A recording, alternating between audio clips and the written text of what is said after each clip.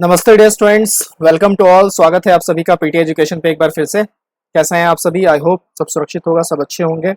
चलिए शुरू करते हैं आज की पढ़ाई। आज का जो हमारा टॉपिक है वो है one nation one standard scheme. क्योंकि ये जो गवर्नमेंट है उनका जो वननेस का जो विजन है वो काफ़ी बहुत अच्छा है और अच्छा होना भी चाहिए, क्योंकि एकता ही जो है हमें बांध के रखती है, पिरो के रखती है। So one nation one standard mission, बहुत सारी चीज़ें आपने देखी होंगी। वन नेशन वन इलेक्शन, उसकी भी बात आजकल बहुत ज़्यादा चल रही है कि सारे इलेक्शंस को कर दो बंद। पैंडेमिक आया हुआ है और आप सीधा 2024 में इलेक्शंस कराइए, ऐसे कुछ एनालिस्ट, कुछ एक्सपर्ट्स कह रहे हैं और उस पर आर्टिकल्स भी आ रहे हैं।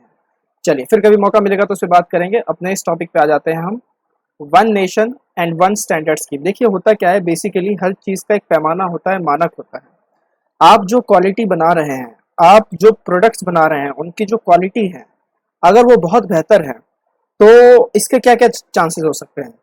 मान लीजिए मैंने कोई प्रोडक्ट बनाया और उसका स्टैंडर्ड बहुत अच्छा है और इंटरनेशनल ग्लोबल स्टैंडर्ड से भी मैच करता है, कि मेरा एक प्रोडक्ट है जो अमेरिका के एक प्रोडक्ट से बहुत अच्छा है, तो ऑब्वियस सी बात है उसकी जो सेल है वो मेरे भारत में तो होगी ही होगी, और अगर हम उसे एक्सपोर्ट करेंगे तो अमेरिका में भी ज़्यादा होगी, अगर वो लोगों को पसंद आया, उसका स्टैंडर्ड बहुत अच्छा है तो जो लोगों को पसंद आने वाली बात होती है ना, उसे स्टैंडर्ड कहा जाता है, राइट। मानक, कुछ ऐसे मानक। तो इस पे हम बात करेंगे। इसमें हाल फिलहाल कुछ खबरें आई हैं, चलिए आपके साथ शुरू करते हैं। तो खबर यह है कि जो आरडीएसओ है, research design and standard organisation, जो भारतीय रेलवे का ही एक अंग है, उनका ये एक तरीके से R&D विंग है, मिनिस्ट्री ऑफ रेलवे का, इंडियन रेलवेज का। नाम याद रखेगा, RDSO, research design and standard organisation. ये भारत का देश का पहला इंस्टीट्यूट डिक्लेयर किया गया है एज अ एसडीओ, यानी स्टैंडर्ड डेवलपिंग ऑर्गेनाइजेशन, जो एक मानक को जो है विकसित कर रहा है under one nation and one standard mission, इस मिशन के तहत। और ये आरडीएसओ है कहाँ पे सिचुएटेड? तो लखनऊ उत्तर प्रदेश में ये सिचुएटेड है। तो ये आपको ध्यान रखना है कि देश का पहला संस्थान जिसे स्टैंडर्ड डेवलपिंग ऑर्गेनाइजेशन के तौर पे डिक्लेयर किया गया, उसका नाम क्या है? उसका नाम है RDSO, research design and standard organisation. कहाँ पे सिचुएटेड है? लखनऊ यूपी में सिचुएटेड है। कई बार ये भी आ जाता है। कौन सा विंग है मिनिस्ट्री का? तो R&D, research and development wing है, नाम से पता चल रहा है रिसर्च है। चलिए, अब हो क्या रहा है इसमें, ये किसने किया, ये इनको ये किसने दिया पहले इंस्टीट्यूशन का तमगा, ये टैग, अवार्ड, एक तरीके से ऑनर किसने दिया? तो ये दिया है BIS ने। बेसिकली क्या है कि सरकार का जो विजन है one nation and one standard का, उसके लिए BIS ने, यानी ब्यूरो ऑफ इंडियन स्टैंडर्ड्स, उन्होंने एक स्कीम लॉन्च की which provides the recognition of STO। तो कुछ उन्होंने पैमाने बनाए कि हम इन इन संस्थानों को, इन संगठन को इसमें रखेंगे, क्योंकि ये बहुत अच्छा काम कर रहे हैं, ये बहुत अच्छे डिज़ाइंस बना रहे हैं, बहुत अच्छे क्वालिटी प्रोडक्ट्स दे रहे हैं, तो इससे भारत देश का भी नाम बहुत अच्छा हो सकता है ग्लोबल पैरामीटर्स पे भी, और देशवासियों के भीतर तो बहुत अच्छा ही हो जाएगा। तो ये जो सारी चीज़ें हैं, this recognition will help RDSO to align and standard formulation procedures as per code of good practices mentioned under WTO technical barriers to trade. Basically क्या है कि इस तरीके से जो आप मानक आरडीएसओ को दे रहे हैं, जो रिकॉग्निशन आप दे रहे हैं, मान्यता, तो उससे क्या होगा, एक पूरा भारत के अंदर में एक अलाइन स्टैंडर्ड फॉर्मुलेशन प्रोसीजर्स बनेंगे। उसको देख देख के दूसरी और संस्थानें भी अपने स्टैंडर्ड्स को ठीक करने की कोशिश करेंगी, बेहतर बनाने की कोशिश करेगी, कंपटीशन आएगा। और इससे एक बात मैं आपको और बता दूं, अगर प्रोडक्ट जो आप बना रहे हैं देश के अंदर में और उसकी अगर क्वालिटी बहुत अच्छी है, तो ऑब्वियस सी बात है आपके जो इम्पोर्ट्स हैं वो गिर जाएंगे। आपके इम्पोर्ट्स क्या होंगे? गिर जाएंगे। क्यों गिर जाएंगे आपके इम्पोर्ट्स? आप बाहर से प्रोडक्ट क्यों मंगाओगे जब आपके अपने ही प्रोडक्ट बहुत अच्छे हैं एक पर्टिकुलर डोमेन और सेगमेंट में? क्लियर? चलिए, अब ये रिकॉग्निशन जो दिया है इनको, आरडीएसओ को, एसडीओ का, ये कितने साल के लिए वैलिड है? तो 3 साल के लिए वैलिड है। क्या उसके बाद खत्म हो जाएगा? हाँ, उसके बाद खत्म हो जाएगा, फिर रिन्यूअल लगेगी, उसके बाद रिन्यू करने के बाद ये काम शुरू होगा।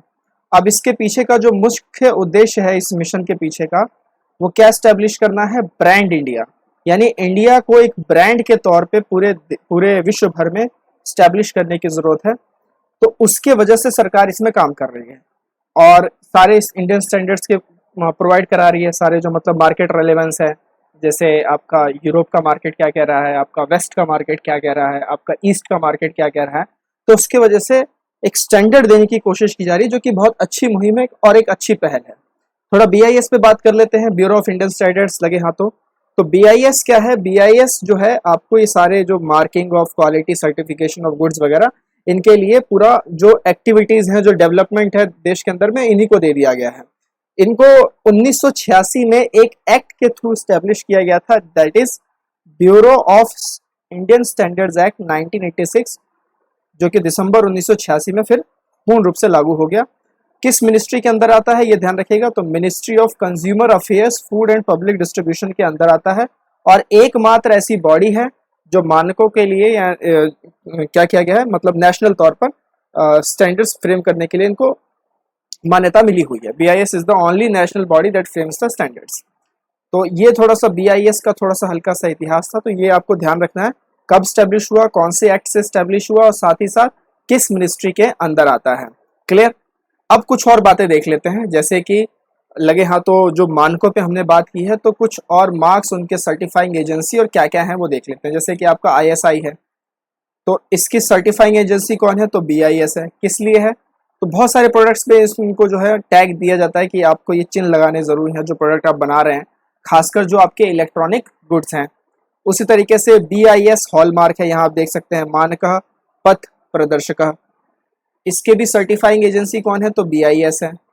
ये वेरीफाई करता है जो आभूषण वगैरह हम लोग खरीदते हैं कि वो प्रॉपर सही तरीके से हो, तो बीआईएस का हॉलमार्क आप देख सकते हैं। उसके बाद एफपीओ है। एफपीओ क्या है? Food products order.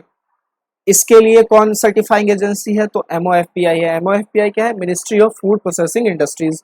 तो ये भी एक तरीके से सारे सर्टिफिकेशन मार्क देते हैं, सारे जो प्रोसेस फूड भारत में बिकते हैं उनको लेके जो है ये चिन्हित करते हैं, रेगुलेशन देते हैं कि हाँ ठीक है भैया बेचो, ये टैग आपके पास होना चाहिए एफपीओ का। और food safety and standard act 2006 के तहत ये काम करता है। साथ ही साथ आपके पास एगमार्क है, यहाँ आप देख सकते हैं। अब एगमार्क की जो सर्टिफाइंग एजेंसी है वो कौन है? Directorate of marketing and inspection. Agmark को थोड़ा ध्यान रखिएगा, क्योंकि बाकी सबका तो बहुत ईजी हो जाता है याद करना, एगमार्क का थोड़ा मुश्किल रहता है। तो डीएमआई करके आप याद रखिए, directorate of marketing and inspection. Legally enforced है भारत के अंदर में bye agriculture produce grading and marking act of 1937। उसके बाद आपके पास आता है इंडियन ऑर्गेनिक सर्टिफिकेशन, जिसका लोगो यहाँ मैंने लगा दिया है। ये इसकी सर्टिफाइंग एजेंसी कौन है? तो अपीडा है, यानी agriculture product export development authority. अब ये क्या कर रही है? ये भी एक तरीके से सर्टिफिकेशन मार्क देती है, जो ऑर्गेनिक फार्म्ड प्रोडक्ट फूड्स हैं उनके मैन्युफैक्चरिंग को लेके ये यानी मार्किंग वगैरह करती हैं, स्टैंडर्ड्स वगैरह सेट करती हैं। तो ये कुछ मार्किंग एजेंसीज थी, कुछ मार्क्स थे जिस पे हमने बातचीत कर ली।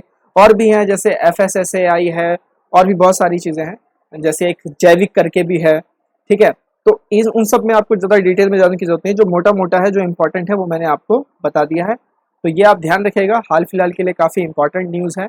RDSO इंडियन रेलवेज और कौन से विंग से है? मिनिस्ट्री ऑफ रेलवेज के, तो R&D यानी रिसर्च एंड डेवलपमेंट विंग से, situated in Lucknow UP sorry. कुछ और न्यूज़ क्लिप्स आपको दिखा देते हैं। Only one of the 3B.1.617 strains a variant of concern says WHO। हालांकि इस पे भी एक लेक्चर मैंने आपके साथ लिया हुआ है। बेसिकली इसमें 3 चीज़ें आई हैं, B.1.617, ये पॉइंट 1 और आगे लगा देते हैं, B.1.617.2, फिर आ गया B.1.617.3। इन दोनों को VOC यानी वेरिएंट ऑफ कंसर्न का टैग मिला हुआ है। ऊपर वाले को कहते हैं कप्पा, नाम याद रखिएगा, पेपर में पूछा जाएगा ही जाएगा।